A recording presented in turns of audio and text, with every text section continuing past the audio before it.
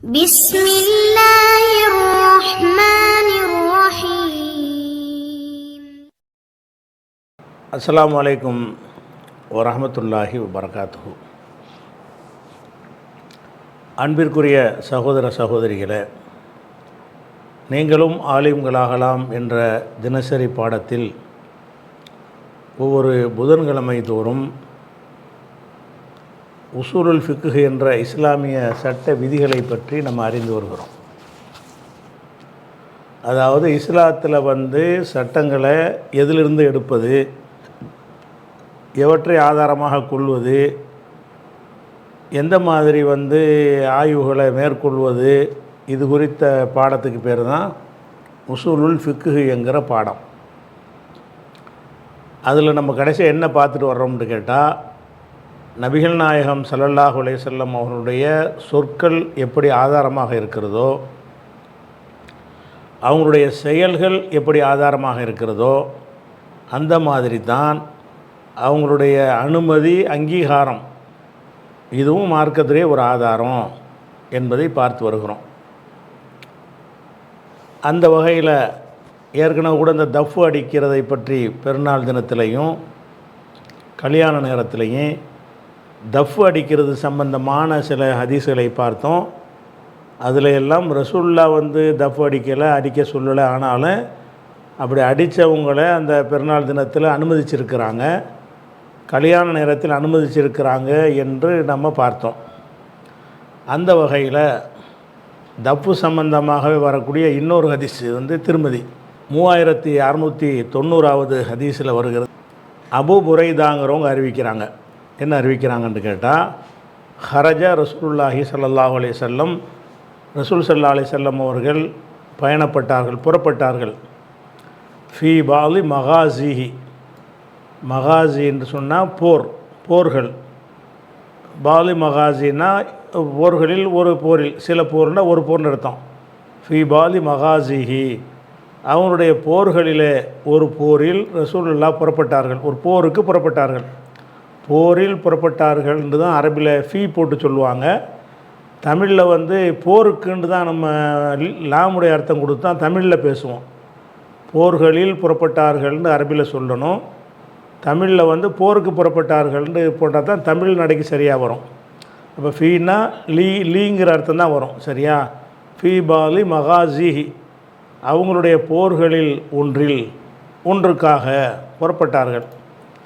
புறப்பட்டவுடனே ஃபலம்மன் சரஃப, போய்விட்டு ரசூலுல்லாஹ் திரும்பிட்டாங்க. இன் சரஃபன்னா ரிட்டன் ஆகுறது.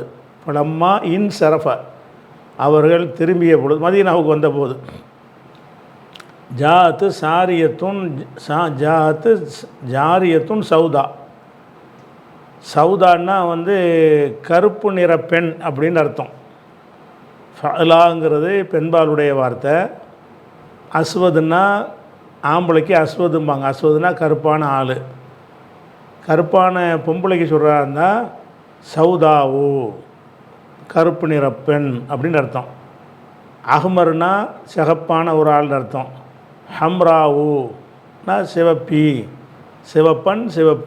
அப்படின்ட்டு என்ன செய்யுது, சஃப்ராவு மஞ்சள் நிறமானவள் இப்படின்னு பெண்பாலுடைய ஒரு வார்த்தை அது. அப்போ ஜாத்து ஜாரியத்துன் சௌதாவு, கருப்பு நிற ஒரு பெண்மணி. ஜாரியத்துனா ஒரு இளம் பெண்மணி வந்தார்கள். அப்போ ரசூலுல்லாஹ் மதீனாவுக்கு திரும்பி வந்த உடனே அவங்கள பார்க்குறதுக்கு என்ன செய்கிறாங்க, ஒரு கருப்பு நிற பெண் வர்றாங்க. ஃபகாலத், அவங்க சொன்னாங்க, யா ரசூலல்லாஹ், அல்லாஹ்வுடைய தூதரே, இன்னி குன்து நதர்த்து, நான் நேர்ச்சை செய்து இருந்தேன். இன்னி நதர்த்துண்டா நேர்ச்சை செய்தேன், குன்துண்டு வந்துட்டதுனால நேர்ச்சை செய்து இருந்தேன். இன்னி நான், குன்து நதர்த்து நேர்ச்சை ஒன்று செய்திருந்தேன். என்ன நேர்ச்சை என்றால், இன் ரத்தக்கல்லாஹு சாலிமன், இன் ரத்தக்க, அல்லாஹ் உங்களை திரும்ப கொண்டு வந்தால், ரத்தன்னா திரும்ப கொண்டு வருவது, ரத்த கல்லாஹு, அல்லாஹ் உங்களை திரும்ப கொண்டு வந்து விட்டால், சாலிமன் எந்த குறையும் இல்லாமல், சாலிம்னா சலாமத்துன்னு சொல்கிறோம்ல, சலாமத்தாக போயிட்டு வாங்கன்னு, சாலிம்னா எந்த குறையும் இல்லாதவராக, எந்த குறையும் இல்லை. போருக்கு நீங்கள் போகிறீங்க, போர்னு சொன்னாலேயே வெட்டு குத்துலாம் நடக்கும், காயங்கள்லாம் ஏற்படும், ஊனம் ஏற்படும். அப்போ இந்த அம்மா என்ன செய்கிறாங்கன்னா ஒரு நேர்ச்சை ஒன்று பண்ணுறாங்க. அது சொல்லிட்டு சொன்னால் அர்த்தம் செஞ்சால் உங்களுக்கு வழங்கும்.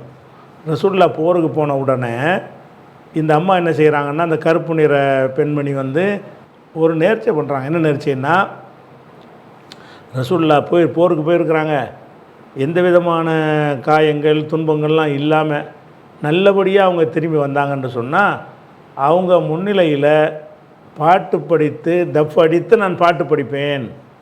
ரசூலுல்லா வந்தவுடன் அவங்க முன்னாடி நின்று கொண்டு என்ன செய்வேன், பாடல் படித்து தஃப் அடித்து கொண்டு பாட்டு படிப்பேன் இப்படின்னு ஒரு நேர்ச்சையை பண்ணிட்டாங்க.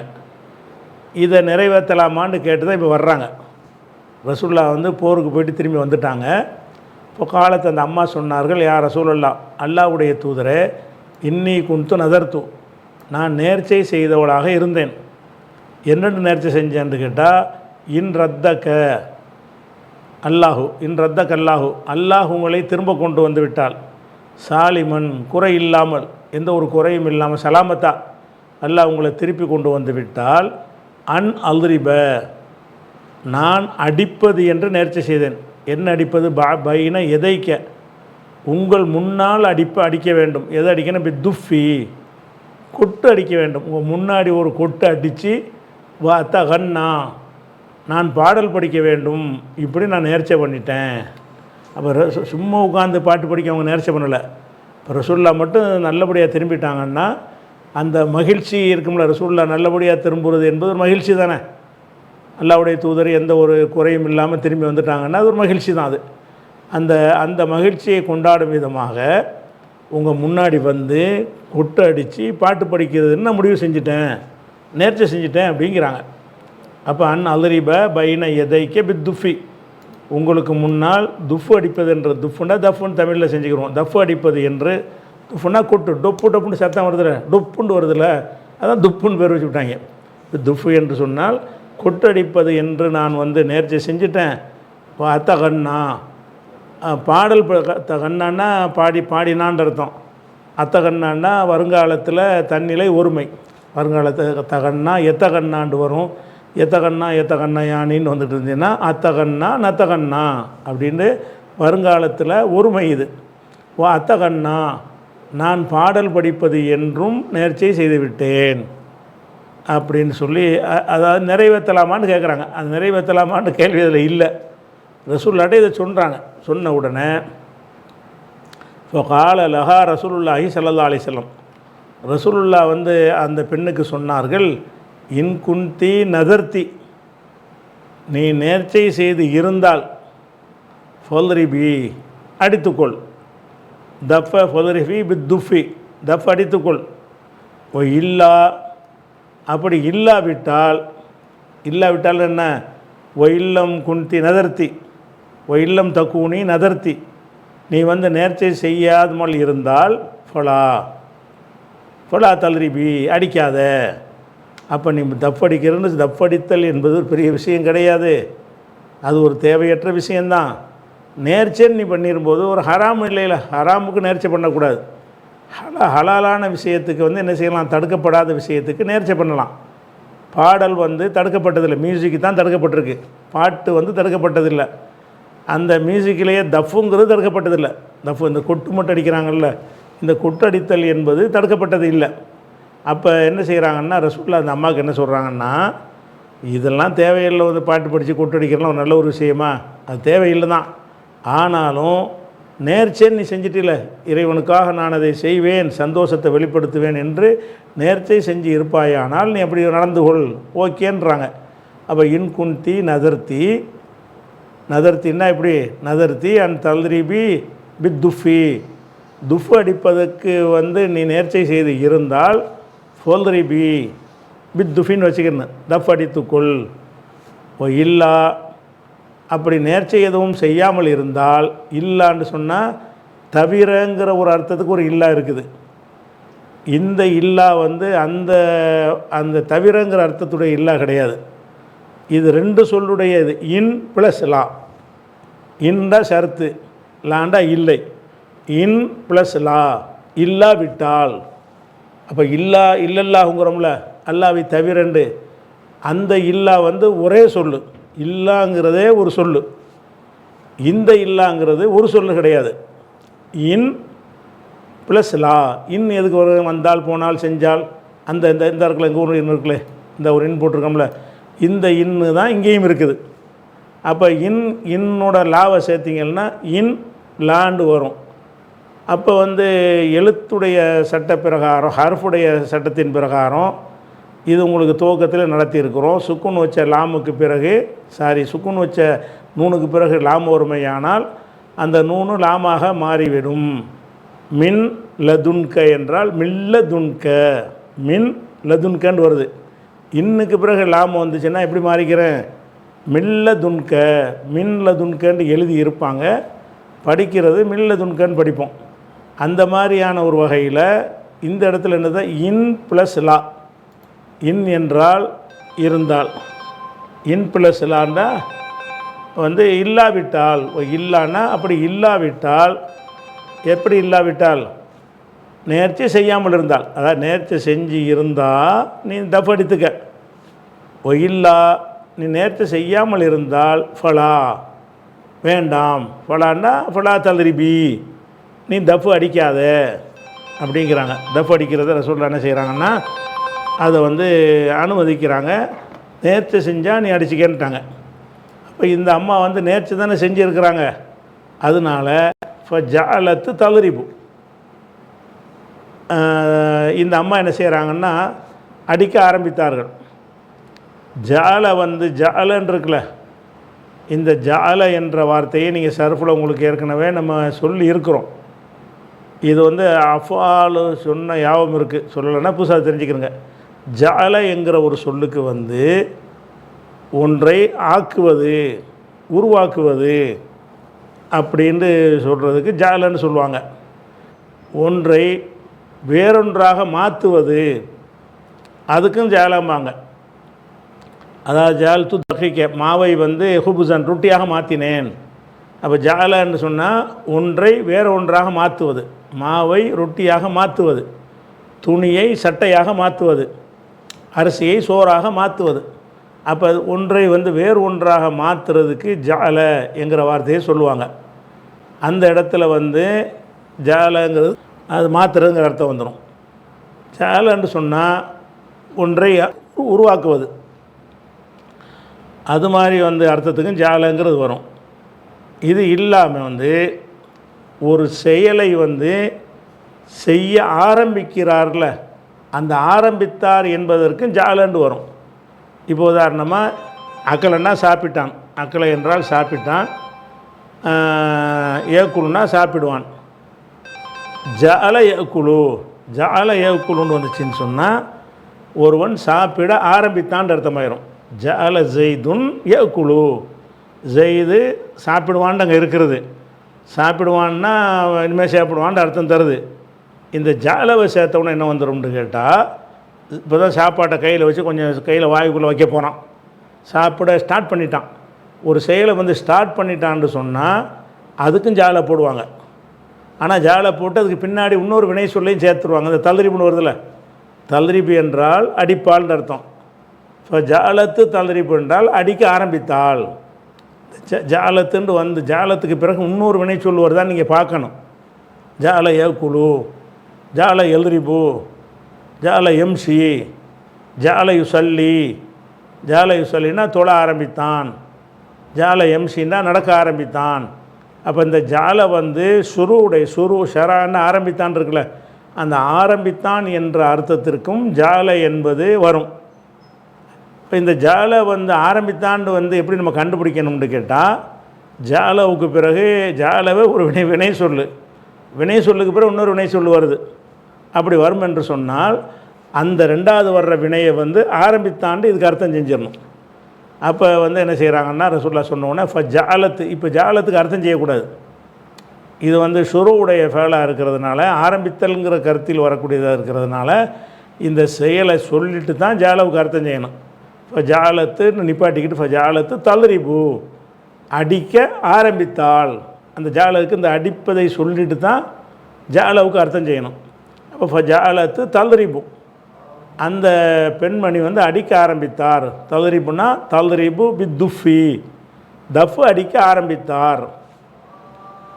அப்போ ரசூலுல்லாஹ் அந்த பாட்டும் படிச்சிருப்பார். அதுவும் தான் நேர்ச்சை பண்ணாது, சொல்லப்படலை. சொல்லப்படாட்டாலும் அவர் நேர்ச்சையை எப்படி பண்ணியிருக்கிறாரு, தஃப்பும் அடிப்பேன் பாட்டும் படிப்பேன்ட்டு அந்த அம்மா நேர்ச்சை பண்ணியிருக்கிறாங்க. அப்போ ரசூலுல்லாஹ் புகழ்ந்து எதிர பாட்டுகளை படிச்சிருப்பாங்க. கொட்டடிச்சுக்கிட்டு பாட்டு படிக்கிறாங்க. அடித்த உடனே ஃபதஹல அபூபக்கரின், அப்போ அபூபக்கர் வந்து வர்றார், வீட்டுக்குள்ளே வர்றார்.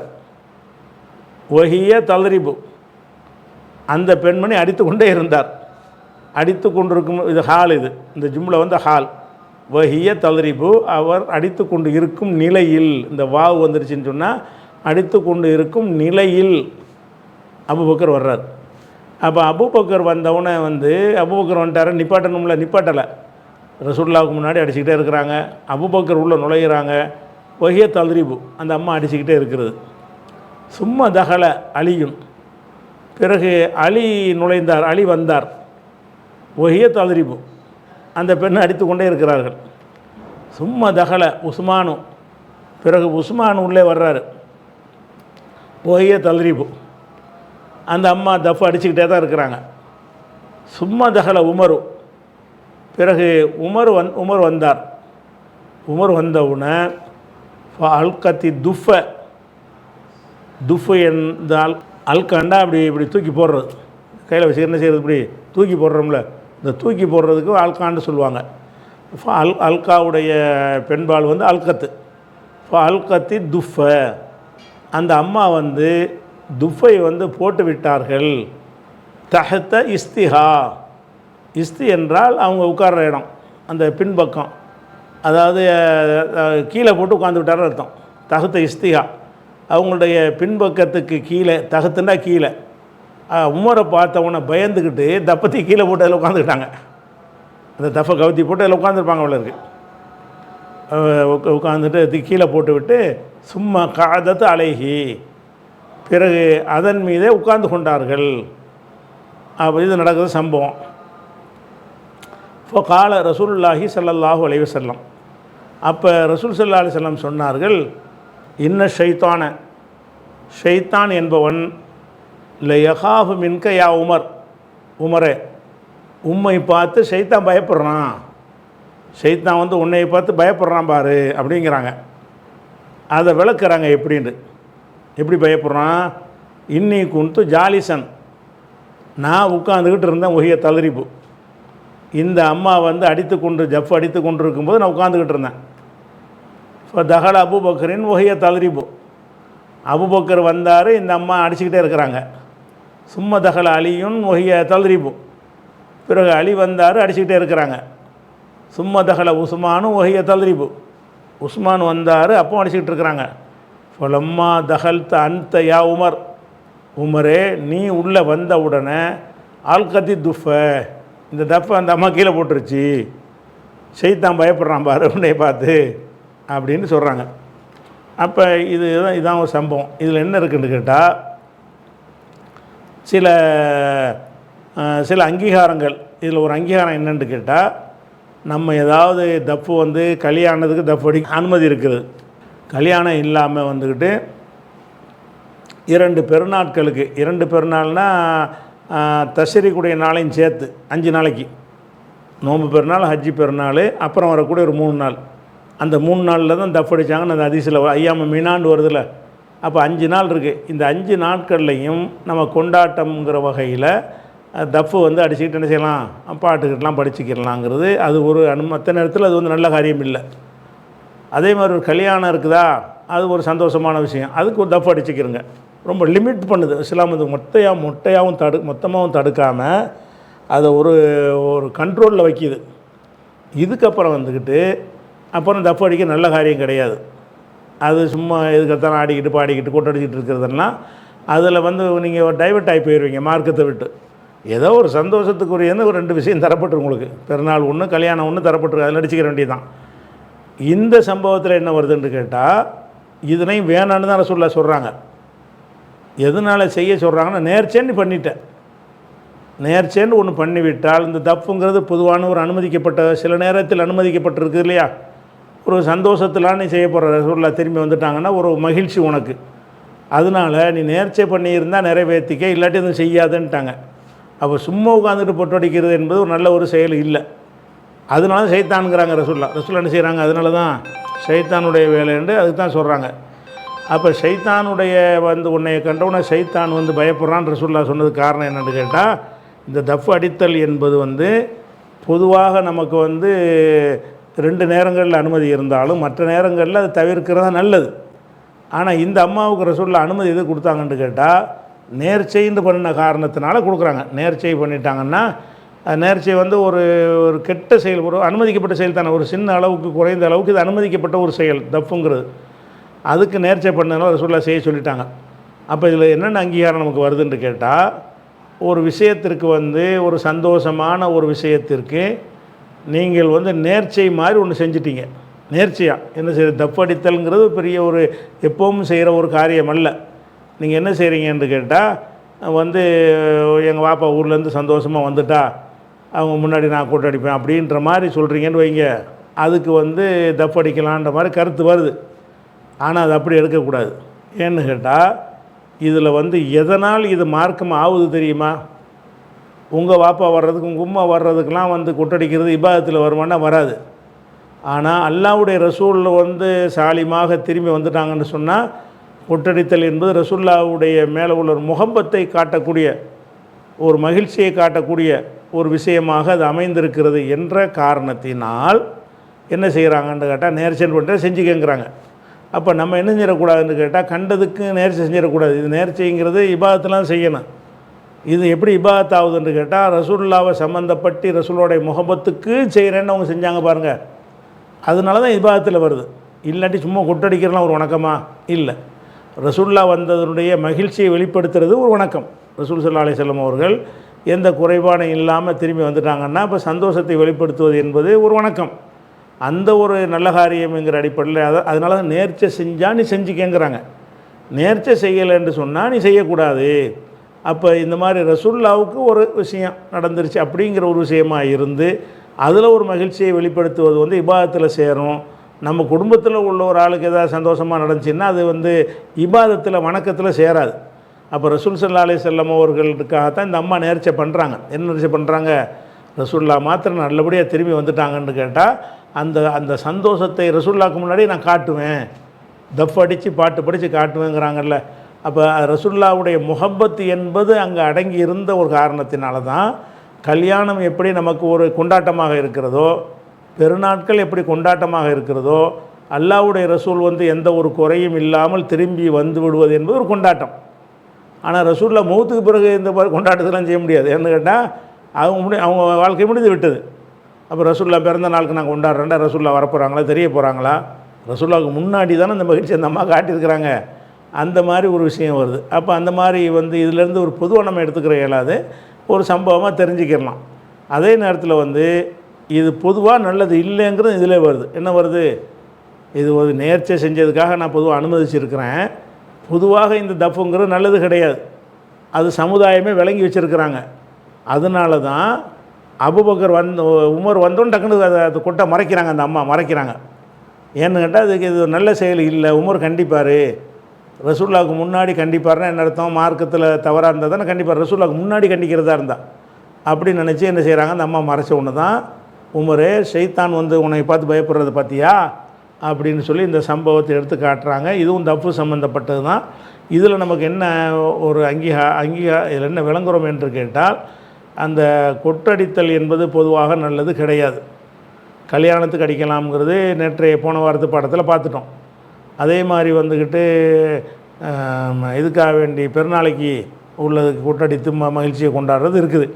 இது அல்லாமல் ரசூலுல்லாஹ் காலத்தில் நம்ம வாழ்ந்தோம் என்று சொன்னால் ரசூலுல்லாஹ்வுக்கு எந்த ஒரு குறையும் நடக்கக்கூடாதுன்னு ஒரு நேர்ச்சை பண்ணி அது கொட்டடிக்கிறதாக அந்த மகிழ்ச்சியை நான் கொண்டாடுறேன்னா, அந்த மகிழ்ச்சிங்கிறது ஜாஸ்தி ஆகிட்டதுனால தான் கொண்டாட்டங்கள் ரொம்ப பெரிய எல்லை மீறி சமுதாயத்தில் போய்கிட்டு இருக்குது. எதுக்கு எடுத்தாலும் கொண்டாட்டம், பிறந்தா கொண்டாட்டம், பாஸானா கொண்டாட்டம், இப்படி கொண்டாட்டம். ஆனால் மார்க்கத்தின் பேரெலாம் இதெல்லாம் செய்கிறது இல்லை. கொண்டாட்டங்கள் ரொம்ப அதிகமாகி போச்சு. அந்த கொண்டாட்டங்கள் இப்படி கொட்டடிக்கிறது ஜாஸ்தியாகிடக்கூடாதுங்கிறதுக்காகத்தான் அது கொட்டடித்து நீங்கள் கொண்டாடுவது 2 தான் கொண்டாட வேண்டும், மற்றது கிடையாது. மற்றது செய்கிறதா இருந்தால் நீங்கள் வந்து ஒரு நேர்ச்சைங்கிற வகையில் நேர்ச்சை எப்போ ஆகும், வணக்கத்தை தான் நேர்ச்சை பண்ணணும். ஒரு வணக்கமாக எப்போ ஆகும்னு கேட்டால் ரசுல்லா மேலே ஒரு முகப்பத்துக்குண்டு ஒரு செய்வேன்னு சொன்னால் தான் வணக்கமாகும். இப்போ நான் நல்லபடியாக திரும்பி வந்துட்டேன், எனக்காக வேண்டி நீங்கள் செய்ய முடியுமா? அதில் இபாதத் அது ஆகுமா? ஆகாது. அதில் எல்லாம் நீங்கள் என்ன செய்யக்கூடாது, கூட்டடிக்கக்கூடாது என்பதை இதில் விளங்குறோம் என்பது அது ஒரு அங்கீகாரம். அதே மாதிரி வந்து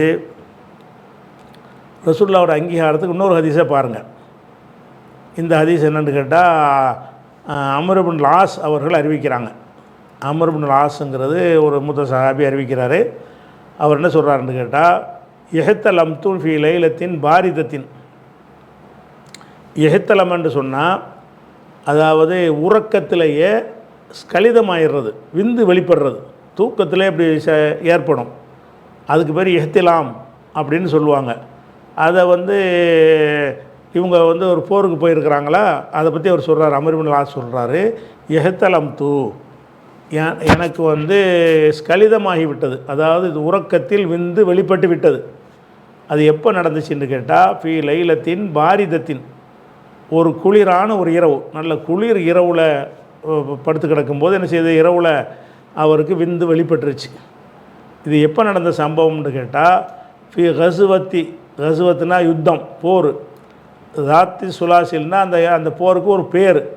தாத்து சுலாசில் என்கிற ஒரு போரில் ஒரு கடுமையான குளிரின் போது எனக்கு ஏகத்திலாம் ஏற்பட்டு விட்டது. விந்து வெளிப்பட்டு விட்டால் என்ன செய்யணும், குளிப்பு கடமை. மனைவியோடு சேர்ந்து விந்து வெளிப்பட்டாலும் குளிப்பு கடமை. அவனுக்கு தூக்கத்தில் வெளிப்பட்டாலும் என்ன செய்யுது, அது குளிப்பு கடமையாயிரும். அப்போ எனக்கு குளிப்பு கடமையாச்சுங்கிறார். அஷ்ஃபக்து, அஷ்ஃபக என்றால் அஞ்சு, நான் பயந்தான் அப்படின்ற அர்த்தம். அஷ்ஃபக்து, நான் பயந்தேன். இன் இகுத்தசல்து, நான் குளித்தால். அன் அகலிக்க, நான் அழிந்து விடுவேன், ஹலாக்காகி விடுவேன் என்று நான் பயந்தேன். எனக்கு ஏதாவது நாசமாயிரும் என்று பயந்தேன்கிறார்.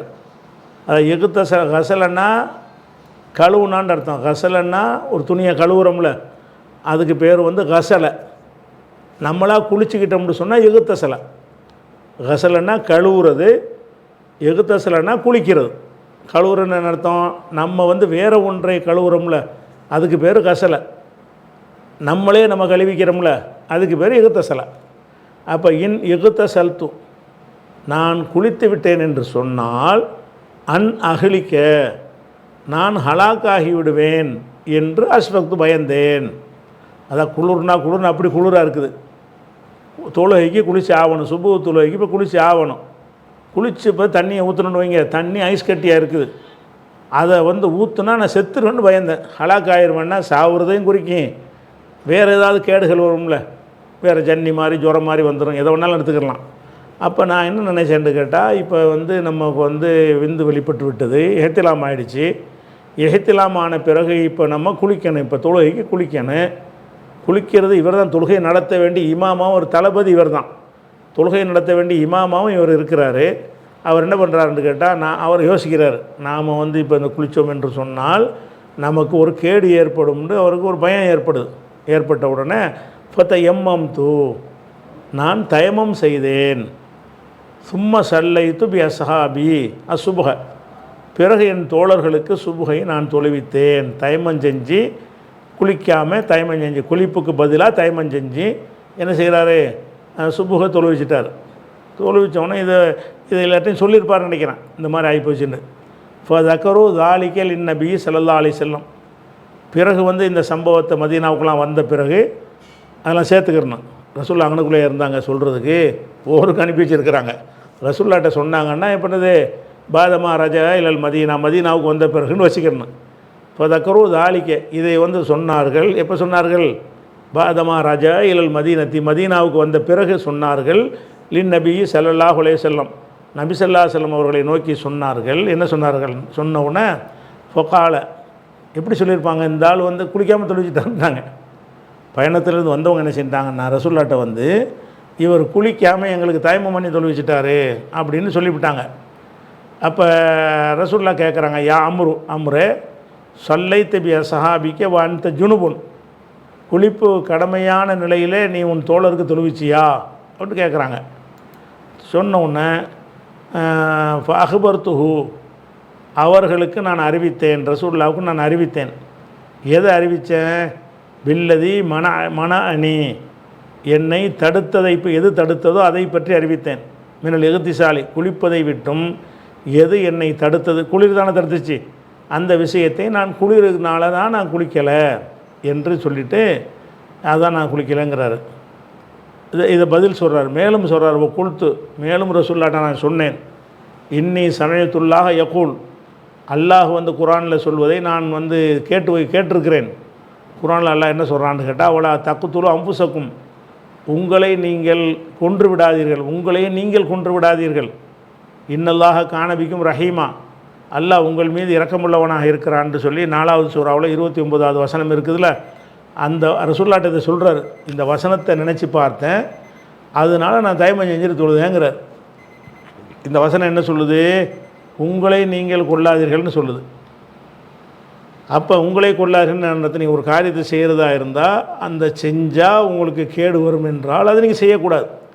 நல்லா இரக்கம் உள்ளவன், அப்படிலாம் கஷ்டப்பட்டு நீ குளிரில் குளிச்சு போட்டு போய் தொழுவுன்னு உங்களை சிரமப்படுத்த மாட்டான்ற அர்த்தம் அதில் அடங்கி இருக்குதுங்கிறாரு. இதை கேட்டவுடனே வல்லாஹிக்க ரசூலுல்லாஹி ஸல்லல்லாஹு அலைஹி வஸல்லம், ரசூலுல்லாஹ் சிரித்தார்கள். உலம் யகுல் ஷையன், வேறொன்றும் சொல்லவில்லை, ஒன்றுமே சொல்லவில்லைன்னு இந்த ஒரு ஹதீஸ் வருது. இதில் நம்ம தெரிந்து கொள்கிற விஷயம் என்னென்னு கேட்டால், தயமம் பற்றி குரானில் வசனங்கள் இருக்கிறது. தயமம் செய்கிறது குரானில் 2 இடத்துல சொல்லி காட்டலாம்.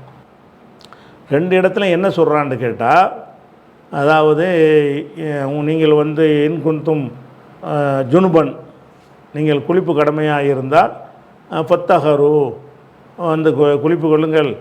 உங்களுக்கு தண்ணீர் உலம் தெரிஞ்சு மான், தண்ணீர் உங்களுக்கு கிடைக்கவில்லை என்று சொன்னால் தயமம் செய்யுங்கள். இப்படி தான் குரானில் 2 இடத்துலையும் வருது. 2 இடத்துல எப்படி வருதுன்னு கேட்டால், தண்ணி கிடைக்காட்டி தயமம் செய்யுங்கள்னு தான் வருது. இங்கே தண்ணி கிடைக்கலைங்கிற மேட்ரு கிடையாது, தண்ணி இருக்குது, குளிர் தான் மேட்ரு. அந்த குளிர்னால எனக்கு பாதிப்பு ஏற்படும்னு நினச்சி தான் தயமம் செய்கிறாரு. இது குரானில் இல்லாது. குரானில் நமக்கு தயமத்துக்கு எதுக்கு அனுமதி இருக்குன்னு கேட்டால், ஒரு தொழுகை நேரம் வந்துருச்சு, தண்ணி தேடி பார்த்தீங்க, தண்ணி கிடைக்கலன்னா என்ன செய்யுங்க, குளிப்புக்காவணி தயமம் செஞ்சுக்கிறலாம், உழவுக்காவணி தயமம் செஞ்சுக்கிறலாம்ங்கிறது மட்டும்தான் குரானில் இருக்குது. இந்த விஷயம் இவர் தான் ஆய்வு பண்ணி எடுக்கிறார். இந்த விஷயம் தண்ணி இருக்குது, பயன்படுத்த முடியலை, அதை பற்றி குரான் பேசலை. தண்ணி கிடைக்கலைங்கிறத பற்றி தான் குரான் பேசுது.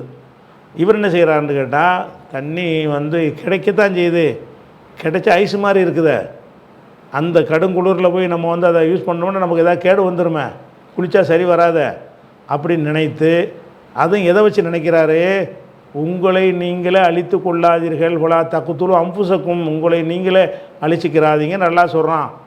ஒரு முஸ்லீம் எந்த ஒரு காரியம் செய்வதாக இருந்தாலும் தன்னை அழிக்கக்கூடிய மாதிரியான காரியத்தை செய்யக்கூடாது என்று அல்லாஹ் சொல்கிறான்.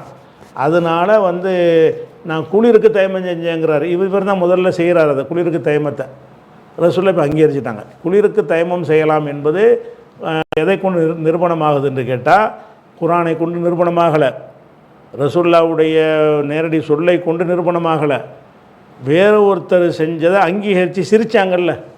வல்லாஹிக்க ரசூலுல்லாஹி ஸல்லல்லாஹு அலைஹி வஸல்லம் உலம் யகுல் ஷையா, ரசூலுல்லாஹ் சிரித்தார்கள், வேறொன்றும் சொல்லவில்லை என்று வருதில்ல. அப்போ ரசூலுல்லாஹ் அதை ஏற்றுக்கிட்டாங்க. அப்போ ஒரு குளிரின் காரணமாக ஒருவர் குளிக்காமல் தயமம் செய்துவிட்டு சுபஹ் தொழுவிச்சாரையானால் அதுக்கு மார்க்கத்தில் அனுமதி இருக்கிறது. அல்லாஹ் சொல்வது தண்ணி கிடைக்காத நேரத்தில் உள்ள சலுகையாக இருந்தாலும் கிடைச்சி பயன்படுத்த முடியாத ஒரு நிலைமைக்கும் என்ன செய்யும், இந்த சட்டம் பொருந்தும் அப்படின்னு வழங்குறோம். இதெல்லாம் அங்கீகாரத்திலிருந்து பெறக்கூடிய ஒரு சட்டம். அதே மாதிரி ஒரு போருக்கு போகிறான், கண்ணா பின்னான்னு வெட்டிவிட்டாங்க, வெட்டின பிறகு குளிக்க இயலுமா, எங்கன்னு தண்ணி பட்டாலும் பிரச்சனை ஆயிரும். அப்போ அவருக்கெல்லாம் என்ன செய்யணும், தண்ணி கிடைச்சி யூஸ் பண்ண முடியாது. அப்போ அவருக்கும் இதுலேருந்து நம்ம சட்டம் எடுக்கலாம். நீ தயமம் செஞ்சுக்கப்பா, கை காலெலாம் விட்டுப்பட்டுருக்கல, நீ குளிக்கவும் இயலாதுல, குளித்தா தண்ணி படக்கூடாதுல, இப்போ தயமம் செஞ்சுக்க, எவ்வளோதான். குளிப்புக்கும் தயமம் செஞ்சுக்க, உழவு தயமம் செஞ்சுக்க. என்ன ஆதாரம்?